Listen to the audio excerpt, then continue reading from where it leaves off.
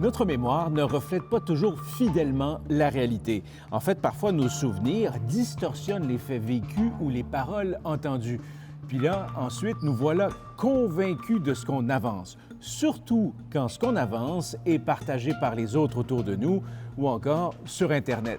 Et c'est là qu'entre en ligne de compte ce qui est appelé l'effet Mandela.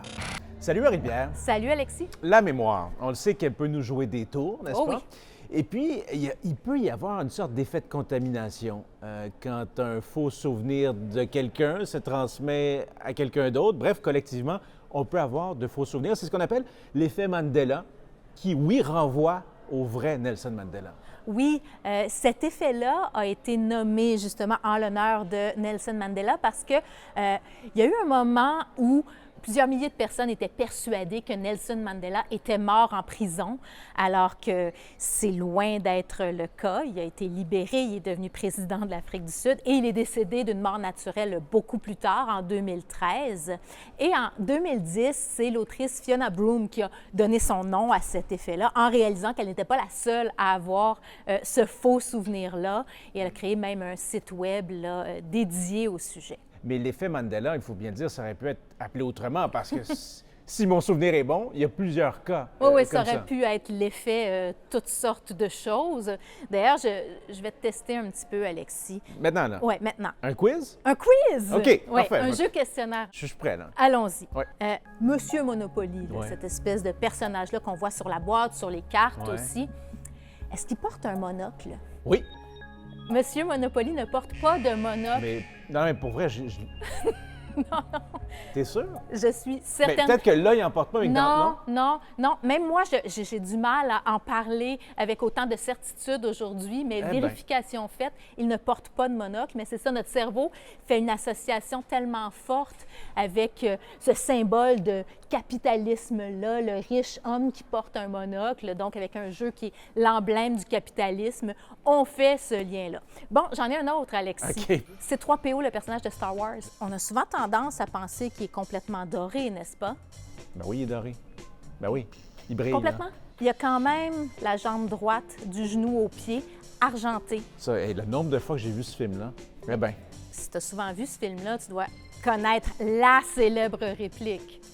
Qu'est-ce que Darth Vader dit à son fils Luke ah ben il dit... quand il lui apprend? Oui. Ça, il me semble qu'il y a une histoire d'effet Mandela avec ça. Il dit Luke... Attends. Luke, I am your father. En français, Luke, je suis ton père. Exact. Mais non, Mais il n'a c'est- jamais dit ça. Mais On va l'écouter ce qu'il dit. Obi-Wan never told you what happened to your father.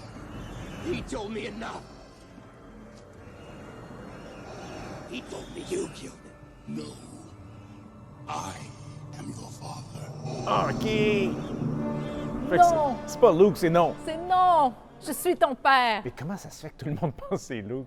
Bien, évidemment, pour chaque exemple a ses propres Ah ouais. mécanismes, puis c'est évidemment difficile de trancher puis de dire voici, c'est pour cette raison. Mais en gros, les explications se divisent, comme avec bien des sujets, en deux. On a les explications scientifiques, neurologiques, et les explications, disons, un peu plus ésotériques. Ici, qu'est-ce qu'on privilégie, nous, hein?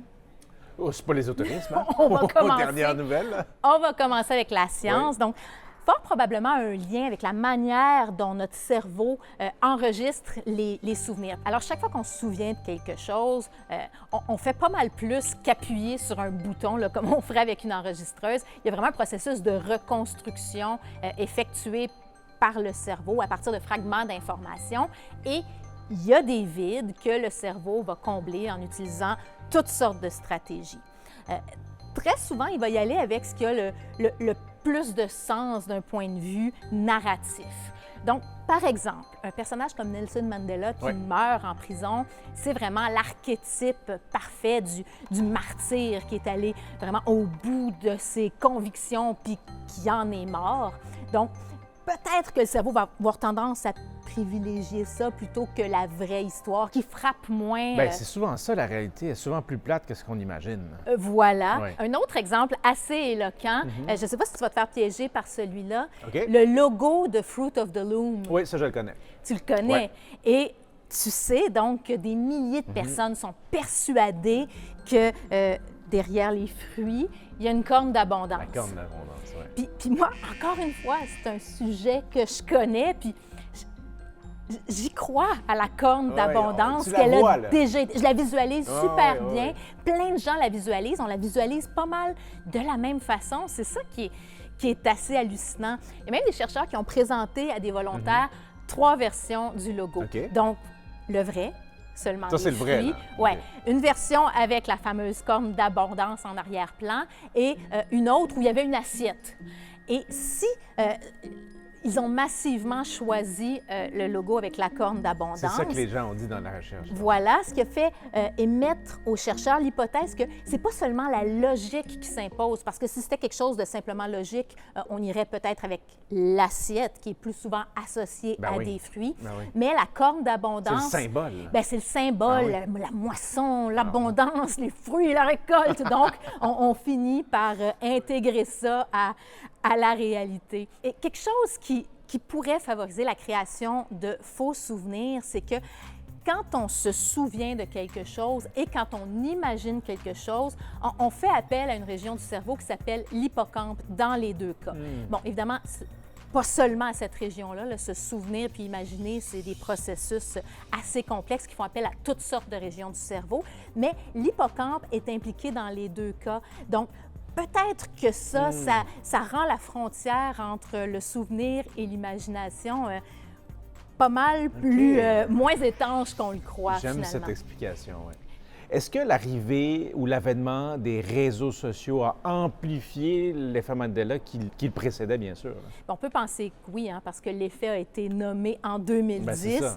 Les réseaux sociaux étaient pas mal moins Ouais. omniprésents et puissants partout. Là, c'est certain que ça crée un genre de caisse de résonance. Il suffit d'aller en ligne, dans le fond, pour voir que plein d'autres gens partagent C'est ça. le même faux souvenir que nous. Et puis ça favorise aussi l'émergence de... On y arrive à nos hypothèses plus ésotériques. Ah oui, on va aller là, là. On va aller là parce que on dirait que ça fait partie de la nature humaine quand on est confronté à quelque chose de surprenant, de difficile à expliquer, un peu comme avec les ovnis. On a tendance à privilégier l'explication la plus spectaculaire, la plus...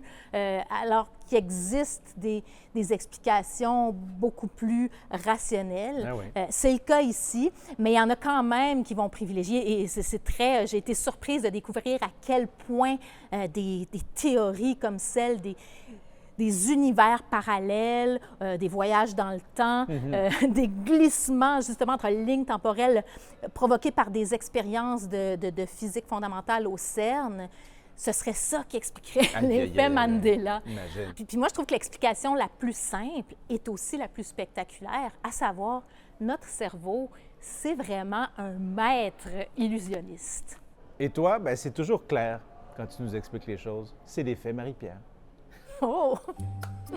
Question de compléter notre tour d'horizon de l'effet Mandela, allons tester le quiz de Marie-Pierre auprès de quelques collègues de la salle de nouvelles. Je présume, étant donné tes fonctions, que tu es familier avec le jeu Monopoly. Oui. Bien sûr que je connais le jeu de Monopoly. Tout le monde connaît le jeu de Monopoly. Qu'est-ce que tu imagines quand tu entends parler du logo de Monopoly? Un bonhomme avec une moustache. Il y a une canne. Il y a un chapeau puis il y a une canne. Est-ce qu'il a un monocle? Oui. Peut-être un monocle, mais je suis pas certain. Oui. Absolument. J'aurais tendance à dire qu'il a soit un monocle ou des lunettes, oui, absolument. Mais là, j'ai comme l'impression que tu es en train de me tendre un piège. Non, il n'y a pas de monocle. Pourquoi est-ce que j'ai dit ça? Non, il n'y a pas de monocle du tout. Il n'y en a pas, mais il y a le chapeau et il y a la canne. Je suis pas pire. Ah, ben pas de monocle. Voilà, mais une canne, par contre. Ça. Tu me suggères quelque chose et je mords à l'hameçon. Exactement. Ah, non. Il me semble qu'il y a une marque de chips avec un bonhomme pareil que ça. Les Pringles. Ah, ça, c'est peut-être un autre effet Mandela. C'est nécessaire, les décrypteurs.